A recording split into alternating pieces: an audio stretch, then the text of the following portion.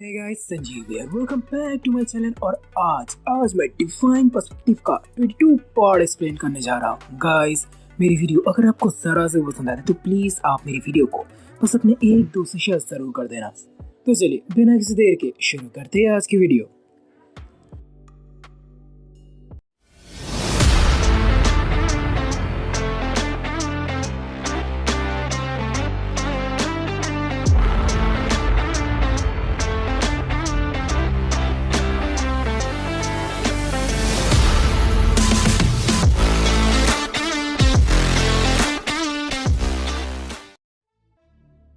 तो गाइस, पिछले पार्ट के आखिर में हम सभी लोगों ने देखा था कि नॉर्थ वेस्ट मेडिकल किंग पहुंच चुके थे अपने साथियों के संग लेने अपने भैया से बदला। चुकाने आए थे वो अब सारा हिसाब, चाहे वो अगला हो या पिछला।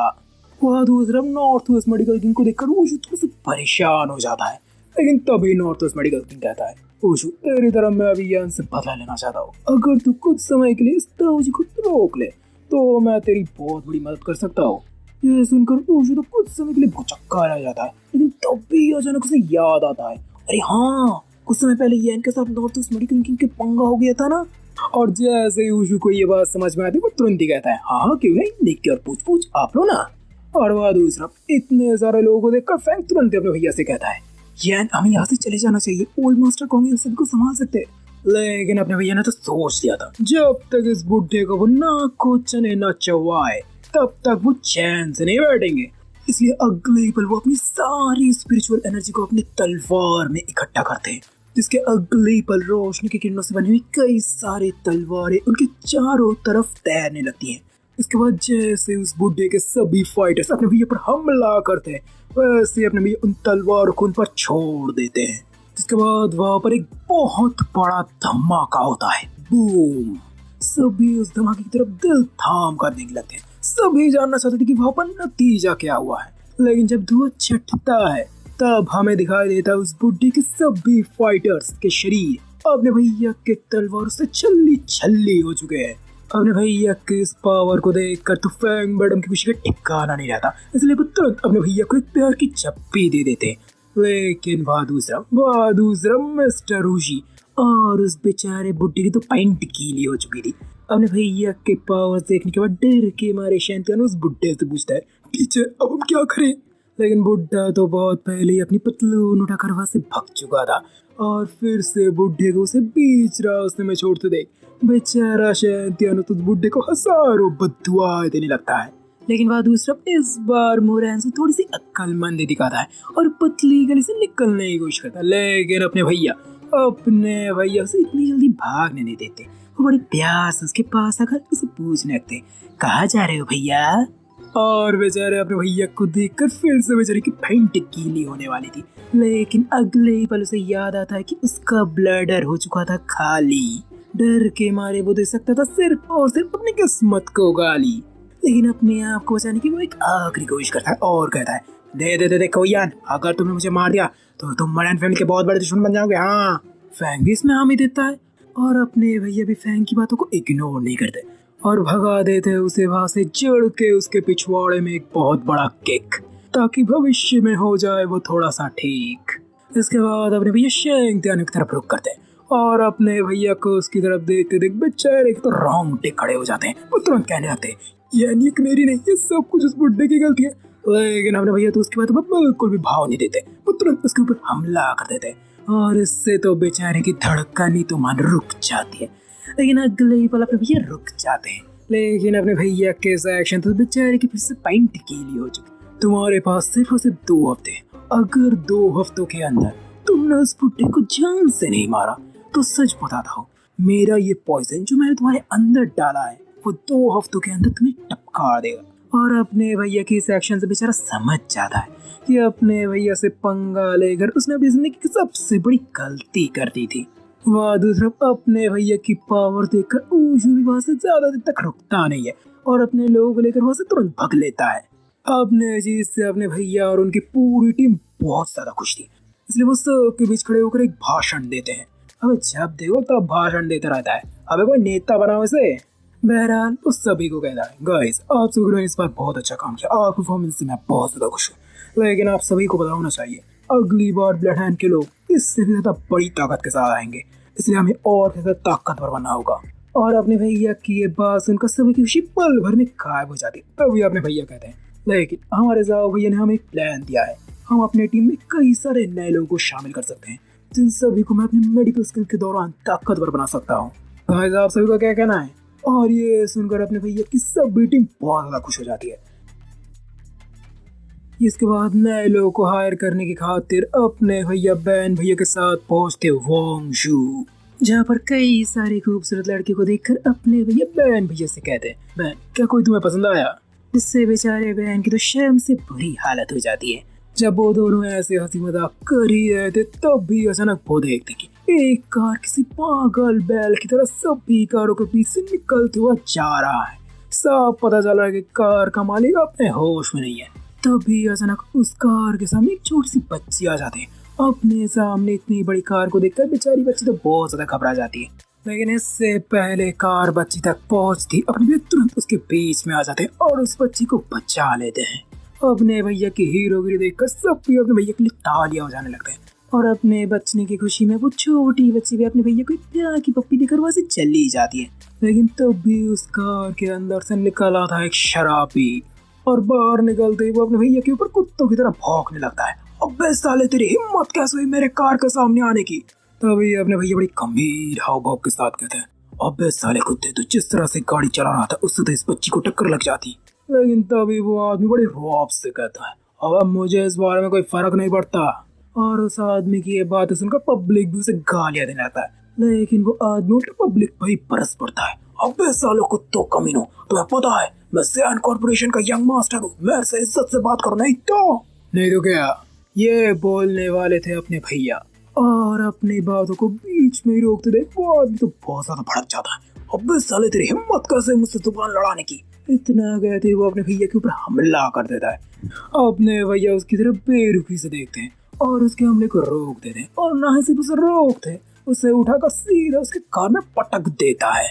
अपनी बेइज्जती होने पर वो तो गुस्से से बावला हो जाता है, सिर्फ वो तुरंत किसी को फोन लगाने लगता है। लेकिन अगले ही पल उसके पीछे एक बड़ी सी परछाई आ जाती है। ये कोई और नहीं, ये थे अपने बैन भैया। और बैन भैया के इतने तगड़े शरीर को देखकर तो बेचारे की घिक्की बन जाती है। यहाँ पर आने के बाद तो बैन भैया का मूड मस्त था, लेकिन इस आदमी की इस हरकत से बैन भैया का मूड खराब हो चुका था। इसलिए अपने मूड को फिर से चंगा करने के लिए बैन भैया का बहुत मन हो रहा था इन महाशय के साथ खेलने के लिए। इसलिए वो यही करते और भाई साहब को उठा लेते और अपने आप को खतरे में देखकर तुरंत चिल्लाने लगते हैं, कोई मुझे बचाओ, कोई मुझे बचाओ, प्लीज कोई मुझे बचाओ।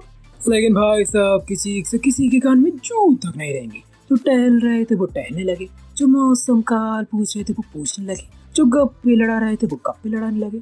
उसके बाद बैन भैया भी अपने भैया की तरह उस आदमी को सीधा उसी के कान में पटक देता है। इन सभी के बाद वो सभी लोग पहुंचते हरकुलिन फार्म, जहाँ पर वो अपने काम के लिए लोग चुनने वाले थे। जहाँ पर जब वो पहुंचते वो देखते डंबल उठाते हुए बड़े बड़े बॉडी बिल्डर्स को। उन सभी लोगों को पता था कि अपने भैया उनके नए लीडर होने वाले, लेकिन किसी को भी अपने भैया की उम्र पर विश्वास नहीं हो रहा था ये उनका नया लीडर है। असल में अपनी पावर्स मिलने के बाद अपने भैया मैच्योर तो बहुत ज्यादा हो गए थे, लेकिन असल में वो दिखने में अभी भी बच्चे ही लगते थे। यहाँ तक कि वो यूनियन मैडम से भी उम्र में छोटे ही थे। तभी एक बहुत बड़ा पहलवान अपने भैया के सामने आ जाता है और कहता है, अच्छा तो तू है हमारा नया लीडर, तू तो दिखना में पिद्दी सा लगता है। इतना बोलते वो हंसने लगता है। तभी अपने भैया आराम से कहता है, अबे सांड की औलाद, अगर मैं तुझे पिद्दी लगता हो तो मुझे आजमा के क्यों नहीं देखता? ये सुनकर बेचारे उस पहलवान का तो ईगो हर्ट हो जाता है, लेकिन वो तुरंत अपने भैया पर अपना बड़ा सा मुक्का चला देता है। लेकिन अपने भैया उसे बस अपनी एक उंगली से रोक देता है। देख कर बेचारे के साथ साथ बाकी सभी को तो सदमा सा लग जाता है, लेकिन सभी लोग उस सदमे से उबर पाते। इससे पहले अपने भैया उसे एक उंगली से सीधा हवा में फेंक देते हैं। इसके बाद भाई साहब एक दीवार से टकरा जाते हैं। उसके बाद उस भाई साहब का जो घमंड था वो पूरी तरह से चूर चूर हो चुका था और वहाँ पर मौजूद सभी लोग भी अभी तक सदमे में ही थे। तभी अपने भैया सभी के बीच में रह जाते हैं और कहते हैं, गाइस, पैसा, पावर, इज्जत, जो चाहिए आपको वो सब कुछ मैं दूंगा, लेकिन इसके बदले मुझे सिर्फ आप लोगों से दो चीज चाहिए, लॉयल्टी एंड ओबीडियंस। लेकिन अपने भैया की बात उस मार खाए सांड को बिल्कुल भी अच्छी नहीं लगती। उनकी उसकी अब इज्जत पिच बन चुकी थी। वो तुरंत अपने लोगों के साथ वहां से लेकर जाने लगता है। अपने भैया भी उसे रोकते नहीं और उसके निकल जाने के बाद अपने भैया सभी से कहते हैं, बहुत अच्छे, कमजोर और गुस्से लोगों की मुझे कोई जरूरत नहीं। अब मैं देखना चाहता हूँ कि तुम लोगों में कितना दम है। तो चलो सब लोग मिलकर मुझ पर एक साथ हमला करो। और अपने भैया की बात सुनकर सभी से भुचक्के रह जाते हैं। सब भी सोच लगते हैं अपने भैया को बहुत बड़ी घमंडी, इसलिए उन्हें सबक सिखाने के लिए वो सब भी उन पर टूट पड़ते हैं। लेकिन इतने सारे लोगों के नंबर्स का भी नहीं पड़ता अपने भैया पर कोई भी असर। नहीं छोड़ते वो अपनी ताकत दिखाने का एक भी कसर। वो भी उन सभी लोगों पर टूट पड़ता है और एक के बाद उन सभी को धो डालता है। भले ही अपने भैया ने एक के बाद एक सभी को धो डाला था, लेकिन अपने भैया उन सभी की ताकत से बहुत ज्यादा इम्प्रेस थे। इसके बाद वो सभी से कहते हैं, बहुत अच्छे, मैं तुम्हें लोगों की ताकत देखकर बहुत ज्यादा इम्प्रेस हूँ। अब अगर कोई अगले 30 सेकंड के अंदर उठकर खड़ा हो पाएगा तो अभी के अभी मैं उसके बैंक खाते में 5 लाख यार्न ट्रांसफर कर दूंगा। और अगर कोई 1 मिनट के अगर उठकर खड़ा हो पाएगा तो अभी के अभी मैं उसके बैंक खाते में 1 लाख यार्न ट्रांसफर कर दूंगा। और अगर 1 मिनट के ऊपर कोई खड़ा नहीं हो पाया तो वो यहाँ से चुपचाप निकल सकता है। अपने भैया ने ये बात इसलिए कही थी क्योंकि उन्होंने अपनी पावर्स को सही से कंट्रोल करते हुए सही को सोच समझ कर ही मारा था, ना किसी को कम ना किसी को ज्यादा। और पैसों का नाम सुनते ही सब भी लोग तुरंत ही खड़े हो जाते हैं। अपने भैया इससे काफी ज्यादा इम्प्रेस होते हैं। वो समझ जाते हैं कि पैसों के लिए वो लोग उनके साथ ही अच्छे से काम करेंगे, जैसे देखकर अपने भैया भी बहुत खुश हो जाते हैं। इसके बाद अपने भैया उन सभी को टीम में शामिल कर लेते हैं और उन्हें इंस्ट्रक्शन देते हैं कि अब उन्हें क्या क्या करना है। इसके बाद वो शैन बैन के साथ वहां से तुरंत निकल जाते हैं। आखिर वो होंगजू आए हैं, बिना कोई मजे किया वो यहाँ से कैसे जा सकते हैं, इसलिए अपने नए टीम के बनने की खुशी में शैन बैन के साथ चल पड़ते वो मजे करने। जहाँ पर वो एक रेस्टोरेंट में आकर मस्त दबा के खा रहे थे। वहाँ का खाना बहुत ज्यादा टेस्टी था, वो लोग बहुत मजे खा रहे थे। लेकिन तभी अचानक उनके खाने के बीच में आ जाता है एक दखल, क्योंकि उभर आता है उनकी आंखों के सामने एक पुरानी शक्ल।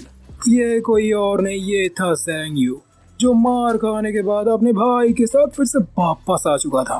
तभी उसका भाई कहता है, अबे तू ही है ना वो जिसने मेरे भाई को मारा। अपने भैया उसके ऊपर पहले तो कुछ भी भाव नहीं देते, लेकिन जैसे ही वो अपने लोगों से अपने भैया पर हमला करवाते अपने भैया भी चुप नहीं बैठते। वो भी उल्टा उन सभी पर हल्ला बोल देते और बड़े ही आराम से उन सभी को निपटा देते। अपने भैया की पावर देखकर बेचारे उन दोनों को पहले सदमा सा लग जाता है, लेकिन अगले ही पल वो अपने सबसे पावरफुल फाइटर को सामने लाता है, जिसका नाम था दसू। दसू एक पेंगशू रियलम के फाइटर थे। सामने आते ही दैशून बड़े ख्वाब से कहता है, अच्छा तो तू है वो जिसने मास्टर ज़ैन को परेशान किया है। इतना कहते वो सीधा अपने भैया पर हमला कर देता है, लेकिन अपने भैया तो बस अपने एक ही हाथ से उसके हमले को रोक देते, जिससे भाई साहब को तो तोते उड़ जाते। उन्हें विश्वास नहीं हो रहा था क्योंकि पहली बार हो रहा था कि किसी ने उसके हमले को रोक दिया था। लेकिन भाई साहब उस सदमे से उभर पाते इससे पहले अपने भैया उसके पेट पर धरके दे देते हैं। पहले ही हमले में शून समझ जाते कि अपने भैया उससे काफी ज्यादा पावरफुल है, इसलिए वो तुरंत सबमिट कर देते हैं। भाई तू मुझसे बहुत ज्यादा पावरफुल है, क्या मैं तुम्हारा नाम जान सकता हूँ? तभी अपने भैया भी बड़े आराम से अपना नाम बताता है, नाम यैन है। और अपने भैया के नाम सुनते तुरंत दैशू की बत्ती जल जाती है, क्योंकि जब से अपने भैया ने ब्लड हैंड के लोगों को हराया था तब से अपने भैया का नाम बहुत सारे लोग जानने लगे थे।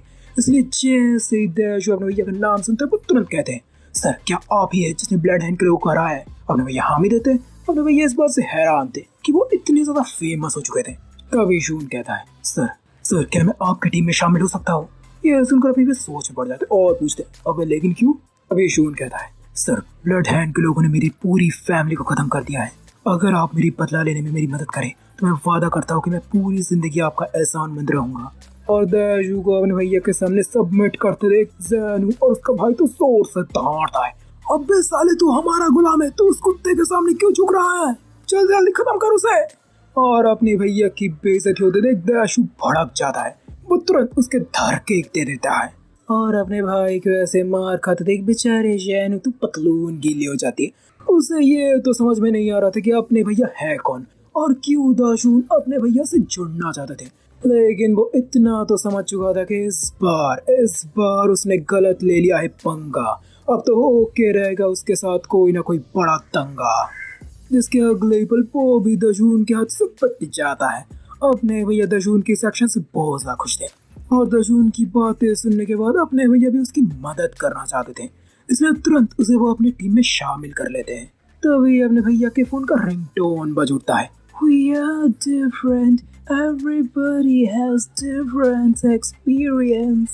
जिसके बाद फोन आता है फैंग मैडम का, जो बताते हैं अपने भैया को कि अभी है एक इमरजेंसी। और फैंग की बातें सुनकर अपने भैया का दिल भी नहीं देता अब उन्हें वहां पर रहने की कोई अर्जी।